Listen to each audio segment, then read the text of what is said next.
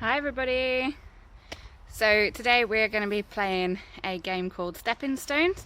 What we've got to do is we've got to cross a chocolate lava river without touching the ground and without letting go of any of our squares. So we've just got tiles cut out of laminates, but you could use jumpers or cones or anything you've got that's flat, that's on the floor for them to step onto.